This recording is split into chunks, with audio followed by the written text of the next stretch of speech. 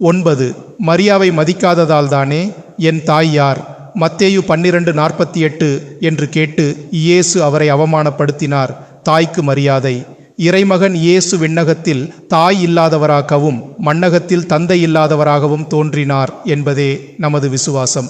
இயேசு ஞானத்திலும் உடல் வளர்ச்சியிலும் மிகுந்து கடவுளுக்கும் மனிதருக்கும் உகந்தவராய் வாழ்ந்து வந்தார் என்று நற்செய்தி கூறுகிறது.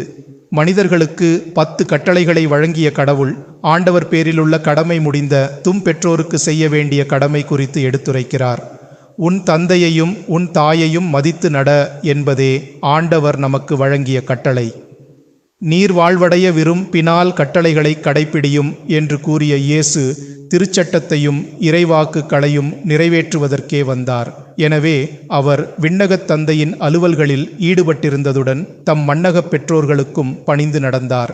ஒரு நாள் மக்கள் கூட்டத்தோடு இயேசு பேசிக்கொண்டிருந்த போது அவருடைய தாயும் சகோதரர்களும் வந்து அவருடன் பேச வேண்டும் என்று வெளியே நின்று கொண்டிருந்தார்கள். ஒருவர் இயேசுவை நோக்கி, அதோ தாயும் சகோதரர்களும் உம்மோடு பேச வேண்டும் என்று வெளியே நின்று கொண்டிருக்கின்றார்கள் என்றார்.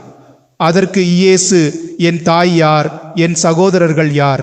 விண்ணகத்திலுள்ள என் தந்தையின் திருவுளத்தை நிறைவேற்றுபவரே என் சகோதரரும் சகோதரியும் தாயும் ஆவார் என்றார்.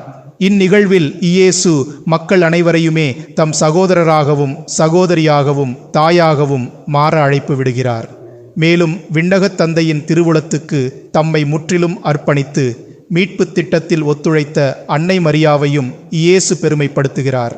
கலப்பையில் கை வைத்த பின் திரும்பி பார்ப்பவர் எவரும் இறையாட்சிக்கு உட்பட தகுதியுள்ளவர் அல்ல என்ற தம் வார்த்தைகளுக்கு ஏற்ப இயேசு இங்கு குடும்ப உறவுகளை விலக்கி வைப்பதை காண்கிறோம்.